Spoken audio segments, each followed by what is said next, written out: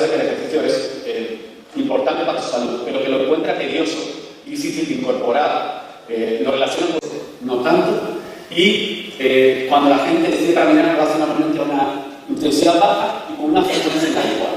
Esto nos tiene que hacer llamar la atención respecto a que cuando decidimos animar a la gente a que haga... Sí, absolutamente de acuerdo. De hecho, el tema de la mesa precisamente era ese, ¿no? Es decir, de qué forma podemos hacer que el paciente se adhiera al ejercicio como parte del tratamiento multidisciplinar, que es el tratamiento con mayor éxito a nivel científico y real. Y nuestra microbiota es común entre nosotros 2/3 de la acción específica.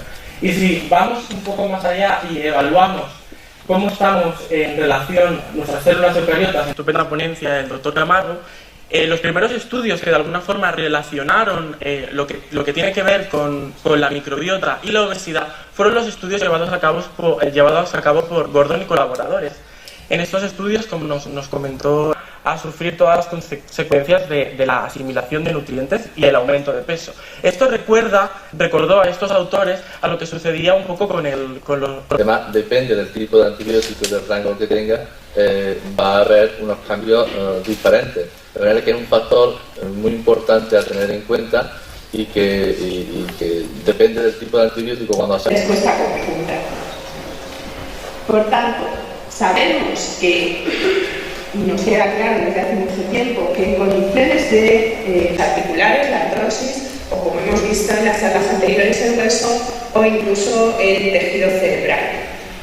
Sabemos, por tanto, que la homeostasis metabólica, el equilibrio, como siempre, es esencial para la salud y, desde luego, lo es para la salud articular. Entre la enfermedad crónica y la obesidad, como decía, no solamente el concepto de obesidad mecánico, sino ese concepto que incluye las alteraciones metabólicas, la disglicemia, la dislipemia e incluso la hipertensión, este clúster, este conjunto de alteraciones metabólicas y que impactan de manera directa sobre la muerte del individuo, sobre la agresividad de la obesidad y la alteración metabólica pone sobre estas patologías. En el caso concreto de la artrosis, varios estudios ya desde unos años evidenciaron que no todo de la obesidad sobre la evolución del deterioro de la articulación en la artrosis tiene que ver con la sobrecarga mecánica. Y uno de los primeros estudios clínicos, los primeros estudios que fueron en mujeres, que son el análisis, cuál es la relación entre la obesidad y la artrosis, pero en este caso en articulaciones que no son de carga y por lo tanto no podemos justificar un efecto mecánico en el desarrollo de la...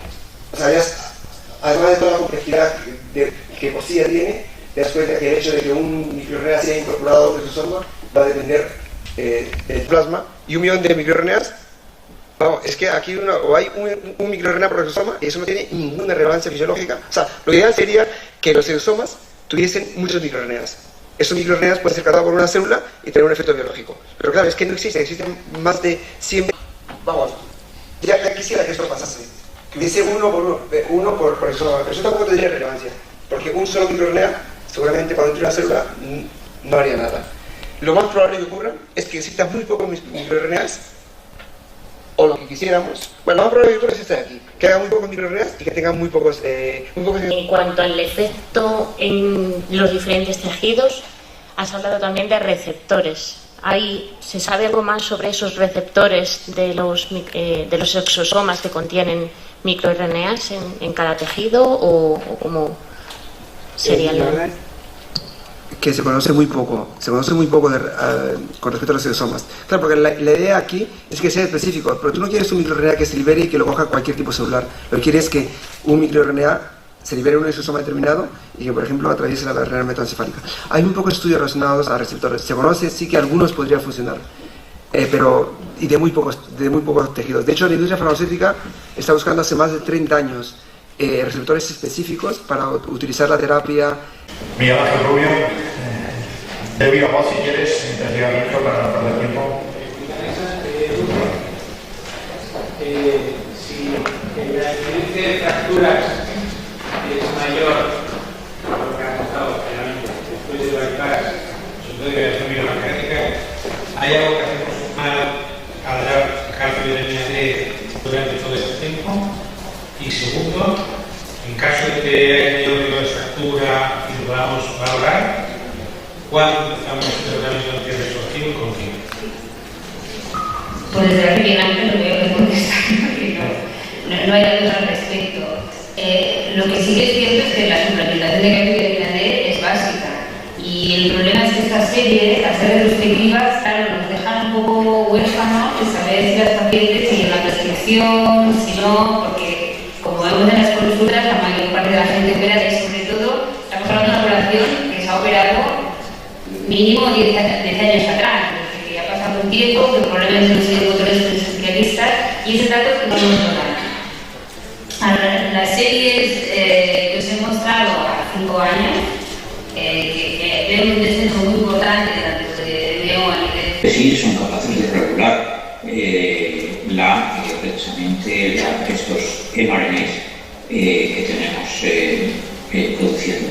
Nuestras proteínas hacen interferencia, de manera que la producción de la proteína es menor en presencia de estos microRNAs. Y lo que hacen, como vemos a continuación, es proteger la glicólisis de la grasa que tenemos reducido. Y entonces en las poblaciones Huntington encontramos que este polimorfismo de la ferritina está ausente. Pues el doctor Moreno Navarrete es licenciado en biología y es doctor en biomedicina y biología molecular de la Universidad de Girona. Actualmente trabaja en el Instituto de Investigación Biomédica de Girona, Josep Trueta, y su línea de investigación se ha centrado en el campo de la obesidad y la diabetes. Es miembro del CIBER-OBN y ha participado en numerosos proyectos nacionales y europeos y cuenta con múltiples publicaciones científicas. Y hoy nos va a presentar estudios recientes sobre el papel de la microbiota en el eje de comunicación intestino-cerebro y nuevos factores relacionados con la microbiota intestinal que participan en la neuroinflamación. Muchas gracias. En primer lugar, agradecer a la organización del Congreso por invitarme a dar esta charla. Vamos a centrar la charla, después de lo que hemos visto esta mañana sobre el rol de la microbiota en la obesidad, vamos a centrarla en el rol que puede tener la microbiota por una banda en el eje de comunicación intestino-cerebro, por todos. El eje de comunicación intestino-cerebro es esencial para mantener un adecuado balance energético y para el control del metabolismo de la glucosa. Cuando como ya hemos visto esta mañana, en los últimos 15 años han salido un nuevo número de estudios que parece que sugieren o demuestran muchos de ellos que la microbiota intestinal puede vinieras diferentes, tienen un microbiota mucho más diferente que, por ejemplo, parejas que genéticamente son totalmente diferentes que lo que viven como parte del hogar. Tampoco se demuestra que factores ambientales como la dieta pues quizás tienen más efectos sobre el microbioma. Empezar la siguiente mesa redonda con el título El cerebro básico en obesidad. Me presento, yo soy Yolanda Diz, trabajo en el Centro de Investigaciones Biomédicas y él es Francisco Purroy García, que trabaja en el Hospital Universidad de Arnau de Vilanova de Lleida. Empezamos la sesión de hoy con Rubén Nogueiras, que viene de Galicia, del CIMUS. Él es director del grupo de metabolismo molecular en el CIMUS y cuando quieras nos va a presentar el cerebro como integrador del metabolismo periférico. Gracias. Muchas gracias.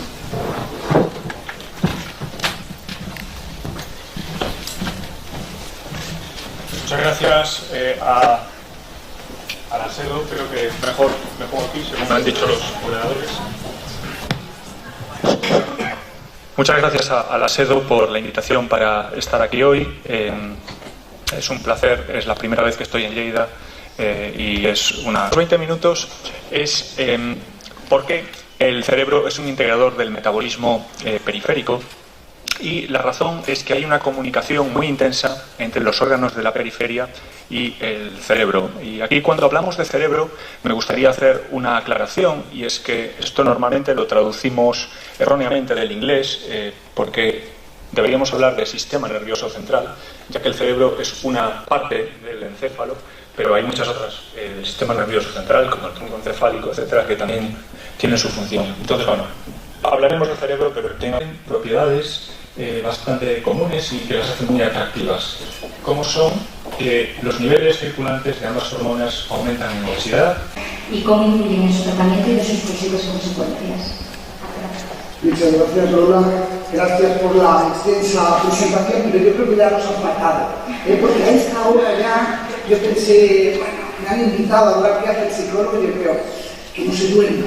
Eso va a ser el primer objetivo. Tomaré como referente a la fotógrafa que he visto que ha dado una cabezada y así voy a hacerlo bien. Bueno, muchos grupos que aquí estáis y que estáis dentro del CIBE o estáis dentro de otras estructuras. No existe conflicto de interés. Básicamente la mayoría de los estudios que voy a presentar tienen que ver con el CIBE porque realmente ha sido desde que hemos iniciado esta asignatura ha sido, bueno, abrir puertas nuevas que yo creo que si ya... Aquí está el dietista nutricionista, claramente mirando si la gasolina es la adecuada, cuántos octanos tiene. Aquí estaría el psicólogo mirando ese es el qué. Vamos a intentar hacer un poquito más de nivel, porque si no digo, bueno, voy a empezar bajo, igual no llego ni a un poquito de nivel. Entonces, básicamente los aspectos que... aquellos que tenían nuestras extremas de calorías totales, también aquellos embarazos prevalentes y los que sufren la carga prevalente, y también excluimos a los participantes que tienen un elevado consumo de los alimentos que constituyen el límite. Aquí podemos ver los resultados del análisis de Cox, en el que se presenta la masa ratio en función de las categorías de límite, y vemos como aquellos participantes que están en la categoría superior del límite presentan un aumento de 52% del riesgo relativo de desarrollar su obesidad en comparación con los de la categoría inferior. Estadístico y además se presenta una relación dosis-respuesta con posible causabilidad biológica. Por tanto, las conclusiones del estudio fue que un índice dietético de riesgo basado en el consumo de carne roja, carne procesada, grasas saturadas de origen animal, cereales y refinados, bebidas azucaradas. De muchas de las complicaciones relacionadas con la obesidad, como la hipertensión, la hiperglicemia, etcétera, etcétera. Para hablar de este tema, para mí es un placer existencial como investigador y docente. Él es de aquí, de una zona muy cercana de aquí, de La Guaira. Se licenció en medicina en la facultad de aquí de la ciudad en el año 85. Se especializó en neumología en el Hospital de Belice de Barcelona. Bueno, más que Barcelona, los hospitales en común con una labor de conjunta, gracias a ver unas palabras un poco exageradas. Y esto durante estos 40 próximos minutos no abordes mucho y quizás a lo mejor pueda ser capaz de decir algo que les pueda interesar. El tema de mi charla va a ser la obesidad. Los datos objetivos y basados en una N no pequeña de 6.000 millones de noches, 6.000 millones de noches monitorizadas. Observamos rutas comunes, como puede ser la glucolisis en primer lugar, y otras rutas que son específicas del depósito. En este caso, por ejemplo, el depósito subcutáneo, tenemos el maltratamiento de las proteínas. Hemos destacado estos dos procesos biológicos porque hasta la fecha no se ha escrito nada acerca de su funcionamiento o de su estado en estos preadipocitos de pacientes obesos. Para poder estudiar en profundidad más esto, quisimos analizar un poco estas rutas. El procesamiento alternativo es un proceso por el cual pasa por la maquinaria de Krebs y se transcribe a un ADN maduro. Este ADN... Flor es director del Departamento Cardiovascular y Metabólico de Medimune, que es una perteneciente a esta millones de personas que tienen sobrepeso o son obesas y de ese 1.300.000.000 se consideran ser obesas. Aproximadamente el 60% de esta población se encuentra en los países desarrollados y el 30% en países de desarrollo. Y como sabemos, la obesidad va de mano de tratar de conseguir una medicina en la que podamos proveer para los pacientes obesos la alternativa de medicina terapéutica no cirúrgica. Esto es una diapositiva de Turner producida en JAMA y son la asociación de problemas crónicos con la obesidad. Lo que está en cúpula son obesas. Presentaban niveles de ventilación del neuropéptido I más bajos que los que no los reclamaban. Sin embargo, el ONC tenía un patrón al revés, ¿no? Y recientemente están apareciendo cada vez más evidencias sólidas que indican que la obesidad es un factor de riesgo muy relevante de padecer un cáncer y tener un pobre pronóstico en el desarrollo tumoral. Encarga en la susceptibilidad a la obesidad, ¿no? En lo que es la ganancia y la respuesta al tratamiento para perder peso, si también puede estar implicada en la susceptibilidad a padecer una enfermedad a la insulina por la técnica del MAS, claro. Y observamos que efectivamente existe un patrón de medidas a diferenciar el cáncer de mama asociado a la obesidad, ¿no? ¿Podría ser el cáncer de mama asociado a la obesidad un subtipo molecular diferente, teniendo en cuenta el exceso de riesgo? Y observamos que sí existe un patrón de ventilación diferente que es capaz de identificar las muestras de tumor de mama, especialmente asociados al grupo de alto riesgo donde estaban las mujeres obesas posmenopáusicas. Su asistencia con la familia Andrade, que es Ismael Garancho, tenemos a los otros ponentes con los precedentes. El tema que va a ocupar esta mesa y el exceso de peso. En cuanto a los estudios, como podéis comprobar, estamos hablando de que secundario y bachiller fue el mayor número de encuestados y que la población, no sé si pillamos un buen día en Sevilla, ha dado la cara, y por eso siempre en este tipo de encuestas nos vamos a encontrar que la gente se ve con buen estado de salud, a pesar de creer que la condición física tiende a ser regular o buena en el mejor de los casos. Incluso la teoría decida de los países de la OECD, y es que la actividad es baja o muy baja en casi todos los trabajos, y que es muy baja la posibilidad de que haya un trabajo con bastante falta de alimentación, porque obviamos que hay 2 días de 7 que son muy importantes en nuestra salud y creemos que son poco oportunos cuando hay muchas veces marcado la diferencia. Y bueno, había poca actividad física diaria, de hecho, si había la última se ve en 2015, pero anterior en 2010, casan incluso con encuestas que se han hecho acerca de actividad físico-deportiva en la comunidad autónoma de Andalucía. Con respecto a las variables histológicas, también hemos intentado variar los 2 grupos de los tumores. Los 2 estaban repartidos en las mismas etapas. Solamente había diferencia en la presencia de beta-catenina. Pero sí había diferencia, una disminución importante en el caso de la obesidad. Para calcular la beta-diversidad, que hicimos análisis de componentes principales, pues también hemos visto que los pacientes, frente a los controles, pues había una diferencia total, es decir, disminuye la inflamación. Y sin embargo aumentan las bacterias que son patógenas oportunistas e inflamatorias y capaces de producir estrés oxidativo. El trabajo de resistencia, que en estudios además se lleva siempre al extremo con grandes volúmenes, tiempos que son prácticamente imposibles. Y esto es algo que es indiscutible, por lo tanto es una realidad. Si bien es cierto que la principal limitación tiene que ver porque no se han definido y controlado bien las variables de la mayoría de sus estudios. Posiblemente en los próximos años todo este cuerpo de evidencia va a cambiar de una manera muy relevante. Y mi respuesta es